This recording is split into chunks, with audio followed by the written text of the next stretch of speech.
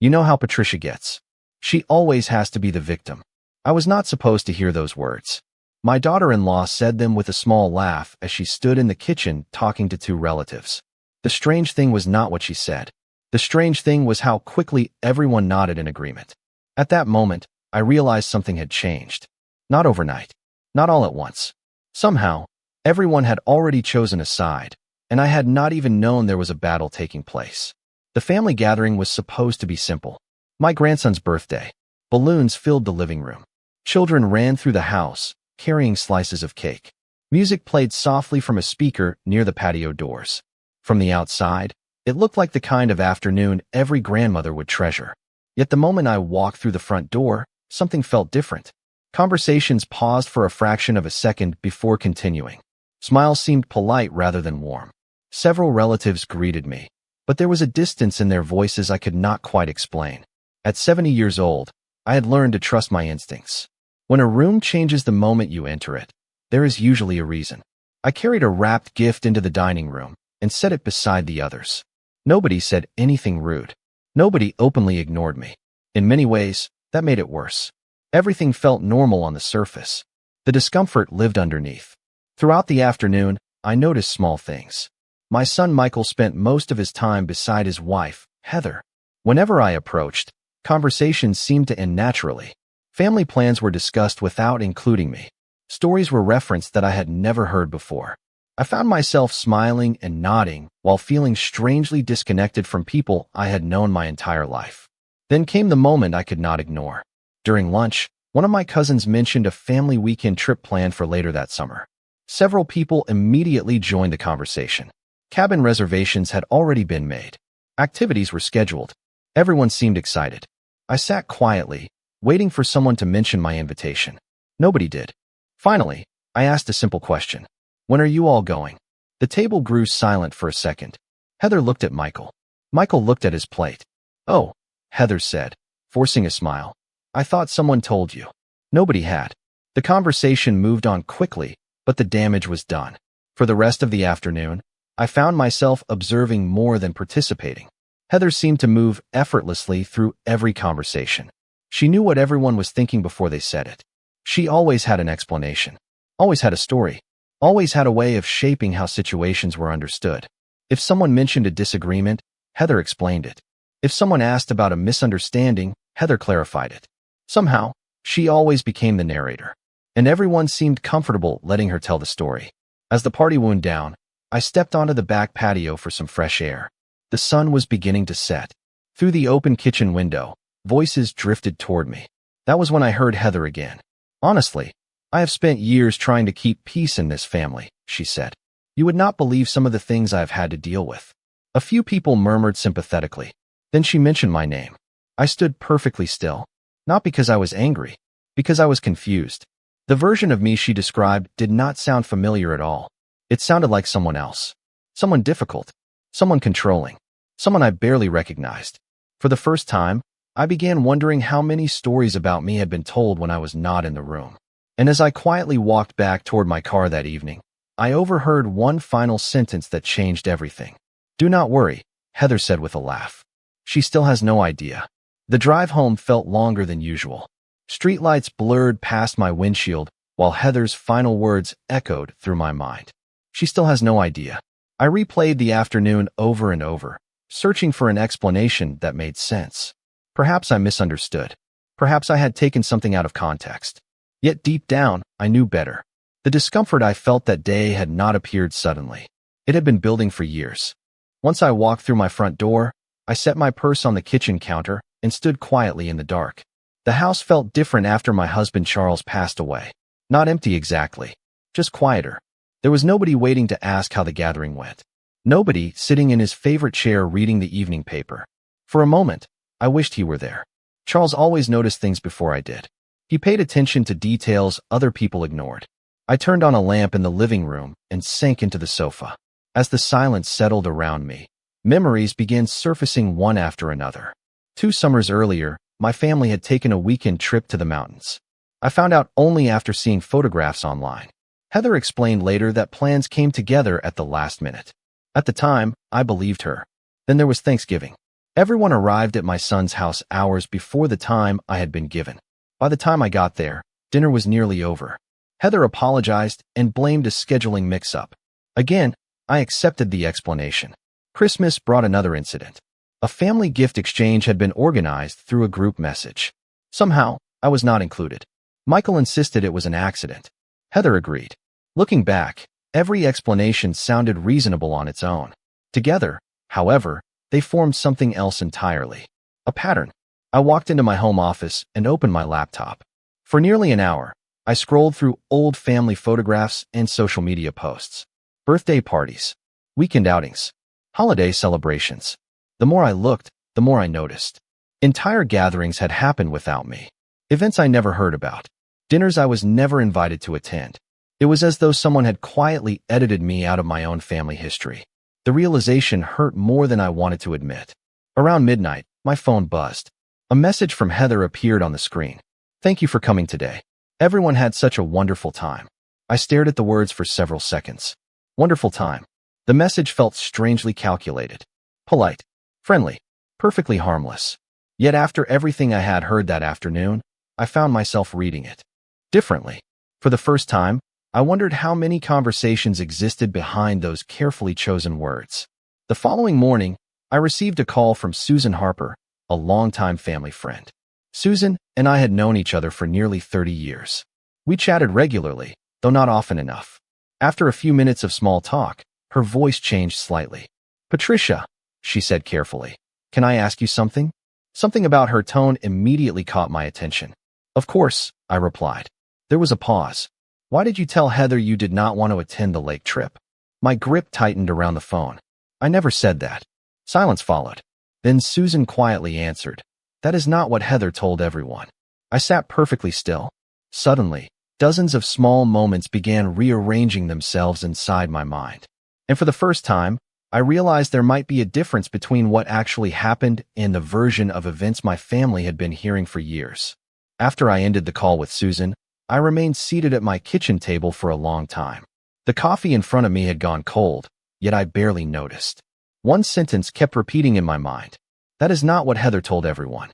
The words felt small on the surface, almost harmless, yet they changed everything. For years, I had assumed misunderstandings happened naturally. Families were complicated.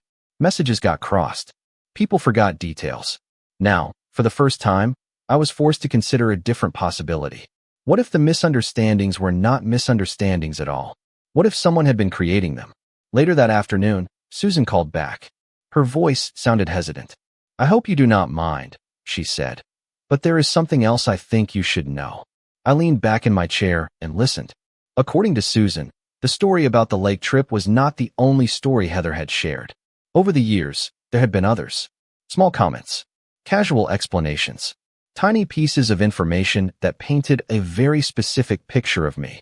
Susan told me she had always assumed the stories were true because they came from family. Why would she question them? Most people would not. "What kinds of stories?" I asked quietly. Susan hesitated. "Heather often said you preferred being alone." I stared out the kitchen window. Preferred being alone. Nothing could have been further from the truth. "She said family gatherings exhausted you," Susan continued. "She said you usually declined invitations." The silence between us felt heavy. Suddenly, dozens of missing invitations made sense. If people believed I did not want to attend, they would stop asking. Not out of cruelty, out of consideration. Susan continued speaking. "Last Christmas, Heather told several people you wanted a quiet holiday by yourself." My eyes closed. Last Christmas had been one of the loneliest days of my life. I had spent the afternoon looking through old family photographs and wondering why nobody called. At the time, I assumed everyone was busy. Now I understood something else.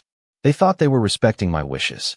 When the call ended, I walked slowly through my house. Every room seemed filled with memories. Photographs lined the hallway. Framed pictures sat on bookshelves. Family history surrounded me.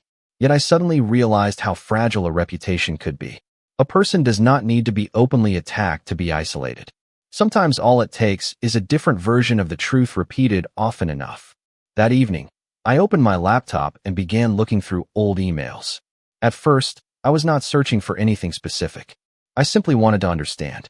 Then I noticed something unusual. Several family event messages appeared to be missing. Discussions seemed incomplete. References were made to conversations I had never seen. Curious, I searched older folders. Buried among hundreds of messages, I discovered a chain from nearly 2 years earlier. One email immediately caught my attention. It had been forwarded several times among family members. The subject line mentioned a birthday celebration. Attached to the message was a note from Heather explaining why I would not be attending. According to her, I thought the event sounded unnecessary and preferred staying home. I stared at the screen. Nobody had asked me. Nobody had spoken to me. The decision had been made for me. My pulse quickened. It was not dramatic evidence. It was not a confession.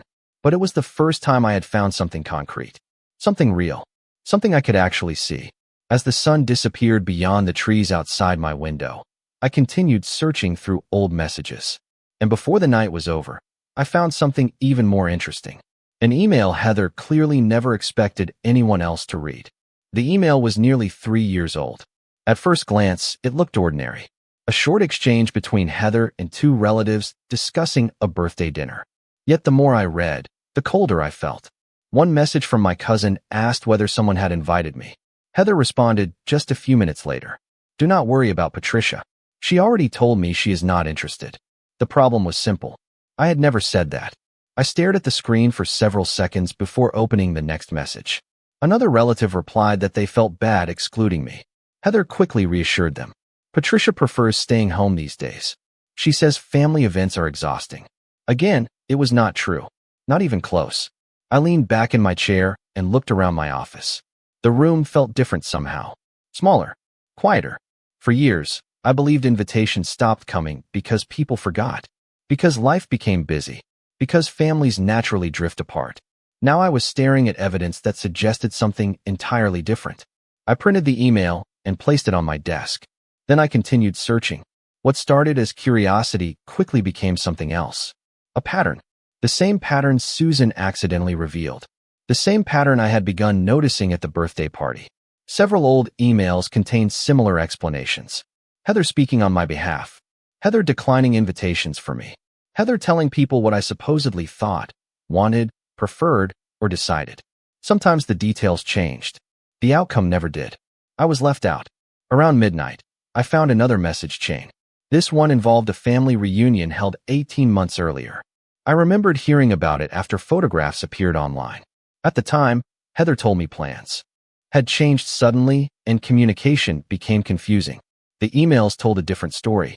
One relative specifically asked whether I would be attending. Heather responded within minutes. Patricia said she is not comfortable traveling right now. Nobody questioned her. Why would they? She was family. She sounded helpful. She sounded concerned. She sounded trustworthy. The realization hit me harder than I expected. Heather had not convinced people to dislike me. She had convinced them she was helping me. That was what made it effective. Nobody believed they were excluding me. They believed they were respecting my wishes. The next morning, I called Susan. We spoke for nearly an hour. As I described what I found, she grew quieter and quieter. Finally, she sighed. Patricia, I think I need to tell you something else. My stomach tightened. What is it? Another pause followed. Last year, Heather told several people you were angry because the family spent too much time together without you. I frowned. That does not even make sense. I know, Susan replied gently. But she presented it as concern. She said she worried you felt left behind. I closed my eyes. Suddenly, I understood why certain relatives had become awkward around me. Why conversations felt strained. Why people acted as though they were walking on eggshells. They were responding to a version of me that did not exist. A version carefully introduced one story at a time. After ending the call, I organized every email I had found into a folder. Dates, names, messages. Nothing dramatic. Nothing explosive. Just facts. Yet facts have a strange power when placed side by side. By late afternoon, I had accumulated enough evidence to prove one thing beyond any doubt. The stories about me were not random misunderstandings. They were being managed, curated, directed. And just before shutting down my computer for the evening, I found something that made my heart skip a beat. An email from Heather to someone outside the family. Someone who had no reason to receive updates about me at all. The email was addressed to a woman named Karen. I recognized the name immediately. Karen was not family. She was a long-time Friend of Heather's from work. The subject line seemed ordinary enough, but the content stopped me cold. Heather was discussing me in remarkable detail. Not because Karen needed the information. Not because it affected her life in any way. Heather was simply telling my story for me. Except it was not my story at all. According to the email, I was stubborn, difficult, controlling, unwilling to adapt. The woman being described sounded like a stranger. What troubled me most was not the criticism itself. People are entitled to their opinions. What troubled me was the confidence with which Heather presented assumptions as facts. She wrote as though she understood my motives better than I did. She explained my feelings, interpreted my actions, assigned intentions I never had. The more I read, the more uncomfortable I became. One sentence stood out immediately. If I do not manage the situation carefully, she will create drama for everyone. I stared at those words for a long time. Manage the situation. That phrase explained more than Heather probably realized. She did not see herself as dishonest. She saw herself as the person in charge of the story. The person responsible for deciding how events should be understood. The person who translated reality for everyone else. Suddenly, dozens of old memories looked completely different. I remembered a disagreement about holiday plans several years earlier. I thought the issue had been resolved peacefully. Looking back, I realized Heather had spoken privately to nearly everyone involved before I even knew there was a disagreement. Another memory surfaced. During a family barbecue, a relative apologized for something I never said. At the time, I assumed there had been confusion. Now I wondered what version of the conversation they had heard. The pattern was becoming impossible to ignore. Heather rarely confronted people directly. She simply positioned herself between them and the truth. By the end of the week, I had assembled a folder containing emails, messages, and notes documenting years of inconsistencies. None of it proved malicious intent. That was what made it so effective. Every individual example appeared harmless. Yet, together they revealed something much larger. Heather was not controlling events. She was controlling interpretation. The distinction mattered. One evening, Susan came over for coffee. We sat at my kitchen table while I showed her some of what I had found. She read quietly for several minutes before setting the papers down. "Patricia," she said softly, "I think people trusted her because she always sounded reasonable." I nodded. So did I. Susan glanced toward the stack of documents. "What are you going to do?" It was a fair question. A month earlier, I would have confronted Heather immediately. Now I was not so sure. The more evidence I found, the more I realized something important. Every time someone challenged Heather, she became even more convincing. She always had an explanation ready. She always had another version of events. Arguing with her only created more opportunities for her to shape the story. For the first time in my life, I decided not to defend myself. Not yet. Instead, I continued gathering facts. Over the next several days, I remained unusually quiet. Family messages arrived. Conversations happened. Heather continued presenting herself exactly as she always had. Helpful, caring, reasonable. Nobody noticed anything different. That was the beauty of silence. People often reveal far more when they believe nobody is paying attention. Then, late one afternoon, Susan called again. Her voice sounded nervous. "Patricia," she said, "I think you need to see something." I could hear concern in her tone immediately. "What happened?" There was a long pause. Then she answered with a sentence that made my heart start pounding. "Heather accidentally sent a message to the wrong person." Susan arrived at my house less than an hour later. The moment I opened the door, I could tell something was different.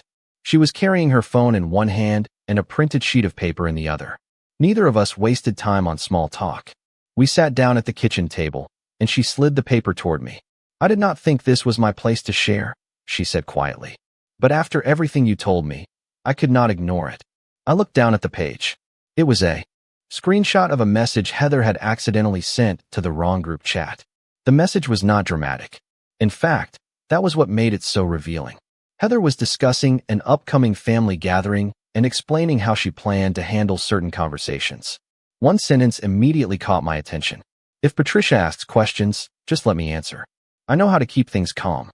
My eyes moved to the next line. "She tends to make situations more complicated than they need to be."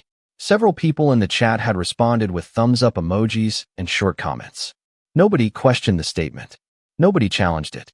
They accepted it because it sounded reasonable. Susan watched me carefully. "Do you see what I see?" she asked. I nodded slowly. The message was not proof of some elaborate conspiracy. It was something much more believable. Heather had gradually trained people to see her as the translator of reality. If I spoke, she interpreted. If I disagreed, she explained. If I questioned something, she reframed it. Over time, people stopped listening directly to me and started listening through her. The realization was unsettling. Not because it happened, because it happened so quietly. I read the message again, then again. The more I studied it, the more obvious the pattern became. Heather never attacked me openly. She simply positioned herself as the reasonable voice in every situation. That role gave her extraordinary influence. Susan reached for her coffee. "There is more," she said. She opened her phone and showed me another message. This one came from several months earlier. A relative had asked why I was not attending a family barbecue. Heather responded immediately. "Patricia is happier doing her own thing these days. She prefers staying home." The answer looked harmless, helpful even. Yet once again, nobody had asked me. Somebody else had spoken for me. I leaned back in my chair and stared out the window. The afternoon sunlight stretched across the backyard. Everything looked peaceful, ordinary. Yet inside, pieces of the puzzle were falling into place faster than ever. "What are you going to do?" Susan asked. I thought about the question carefully. A few weeks earlier, I might have confronted Heather with everything. I might have demanded explanations. Now I understood that would accomplish nothing. Heather excelled at controlling conversations. The moment she felt threatened, she would simply create another version of the story. No, the answer was not confrontation. The answer was patience. "Nothing," I replied. Susan looked surprised. "Nothing," I smiled. "Not yet." Over the next several days, I continued attending family events exactly as I always had. I smiled, listened, participated. Most importantly, I stopped defending myself. It was amazing what people revealed when they believed their version of the story had already won. Meanwhile, Susan quietly helped me collect additional messages and emails. The folder on my computer continued growing. Every document showed the same thing. Heather was not creating lies from nothing. She was reshaping ordinary events into narratives that benefited her. Then, late one evening, a notification appeared on my phone. It was an invitation to a large family dinner scheduled for the following weekend. Nearly everyone would be there. As I read through the details, a strange feeling settled over me. Because for the first time since this began, I realized I finally had everything I needed. And Heather had absolutely no idea what was about to happen. The family dinner was scheduled for Saturday evening at my son Michael's house. For most of the week, I prepared quietly. Not because I was nervous, because I wanted to be absolutely certain. Every email, every message, every screenshot, every conversation Susan helped document. I reviewed everything twice. Then a third time. The folder sitting on my desk no longer contained suspicions. It contained patterns, facts, evidence. The difference mattered. By the time Saturday arrived, I felt calmer than I had in months. For years, I had spent enormous amounts of energy trying to understand what was happening.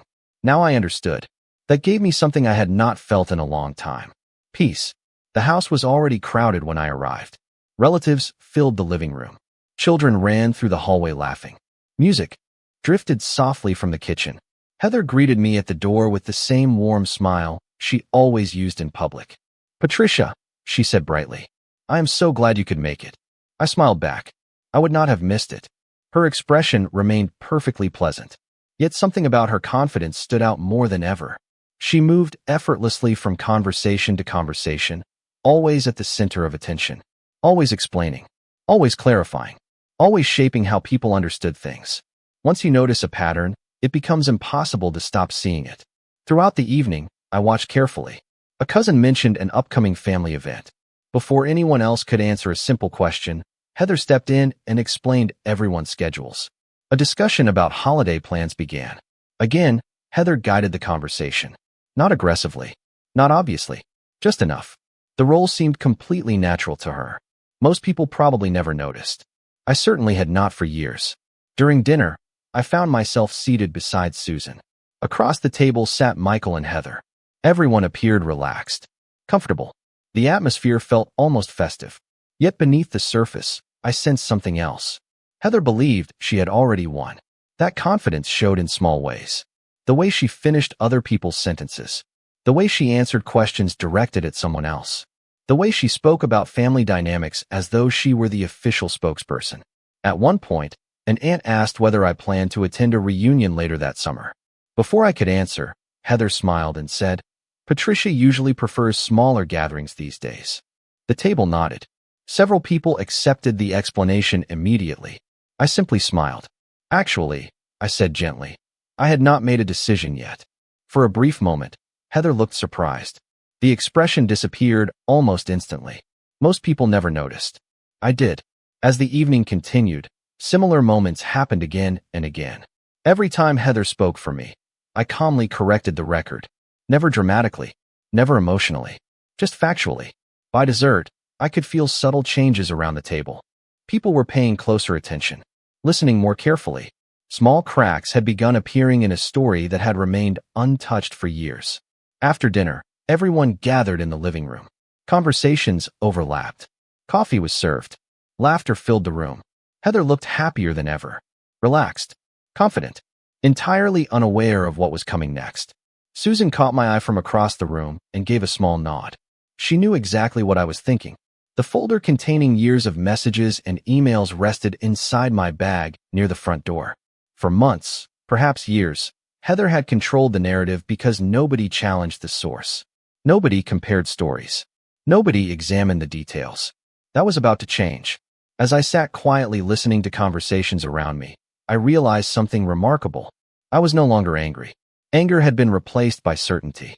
And certainty is far more powerful.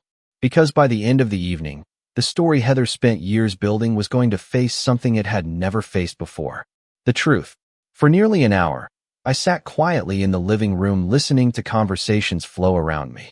Family members moved between the kitchen and dining room, carrying coffee cups and dessert plates. Laughter drifted through the house. On the surface, it looked like a perfectly ordinary family gathering. Yet beneath that comfortable atmosphere, something had changed. People had started noticing small inconsistencies. Earlier in the evening, several relatives watched Heather answer questions that were never directed at her. Others noticed how quickly she explained situations involving me. Tiny details, easy to miss individually, harder to ignore once they accumulated.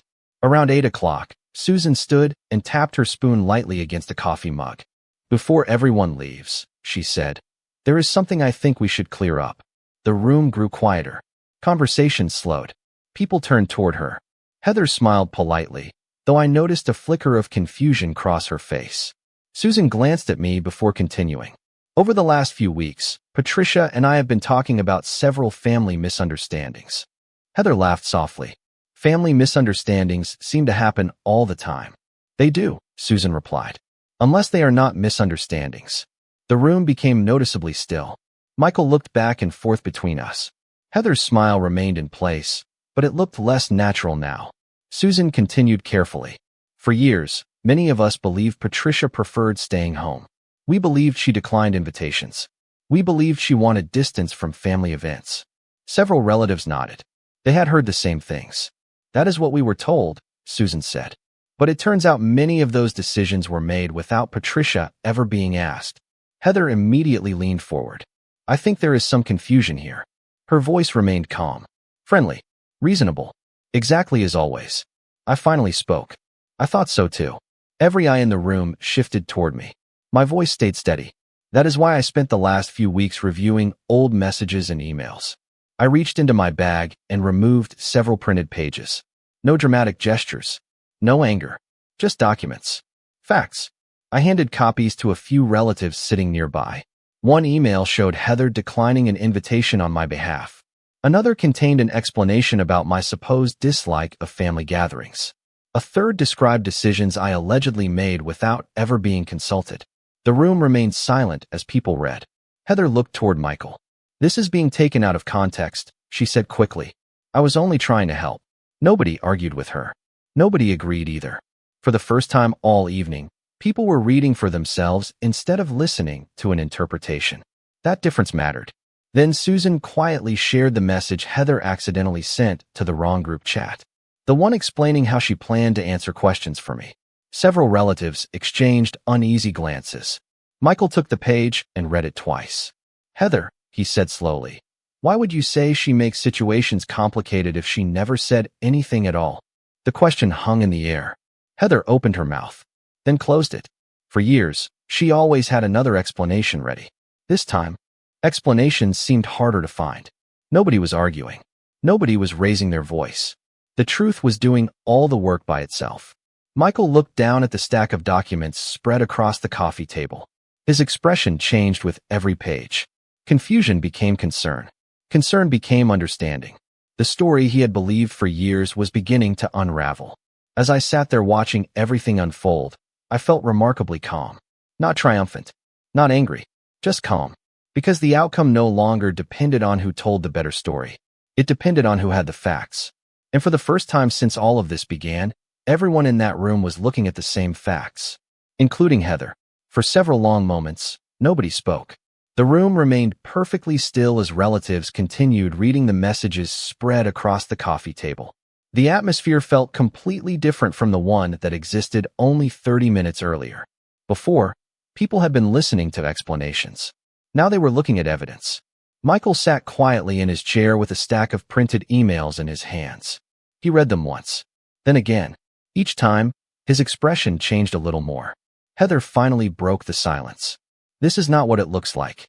Her voice remained calm, but for the first time all evening, uncertainty had replaced confidence. I was only trying to help. Nobody argued with her. Nobody accused her of anything. That was what made the moment so powerful. The documents spoke for themselves. One email after another showed the same pattern. Invitations declined on my behalf. Opinions assigned to me without my knowledge. Explanations offered before anyone ever asked me directly. Michael looked down at a message and frowned. Mom never said this. It was not a question. It was a realization. Heather shifted in her seat. Michael, you are taking these messages out of context. He looked up slowly, then explained the context. The room fell silent again. Heather began speaking. She explained that she was trying to keep peace. She explained that she wanted to avoid misunderstandings.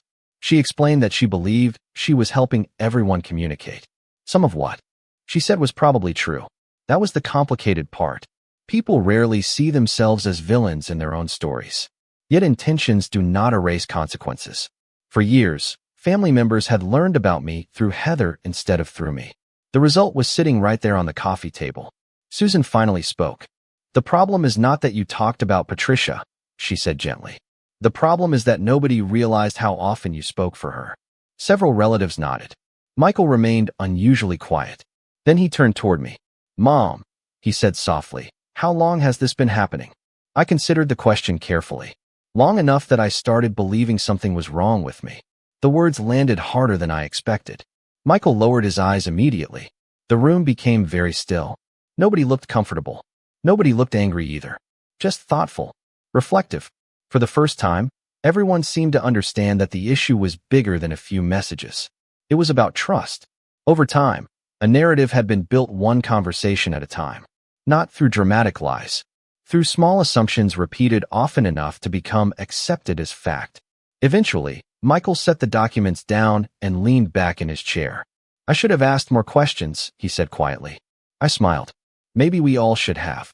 Heather looked away. There was no dramatic confrontation. No shouting. No grand confession. Real life rarely works that way. Instead, there was something much more uncomfortable. Accountability. The evening ended shortly afterward. Family members gathered their belongings and slowly headed home. Before leaving, several relatives stopped to hug me. A few apologized for things they never realized had happened. Others simply promised to call more often. Small gestures. Honest gestures. As I walked toward my car, the night air felt cooler than before. Behind me, the house glowed softly beneath the porch lights. For years, I believed Heather controlled the story because she controlled the information. I understand now that her influence depended on something else entirely. Silence. The moment people started comparing stories, the narrative began falling apart on its own. I sat behind the wheel and looked up at the stars for a moment before starting the engine. The truth had not changed anyone overnight. It had done something more important. It had given people the opportunity to see clearly. And as I drove home, I realized something that made me smile. Heather thought she controlled the narrative. What she never expected was that the truth had been patiently waiting for its turn to speak.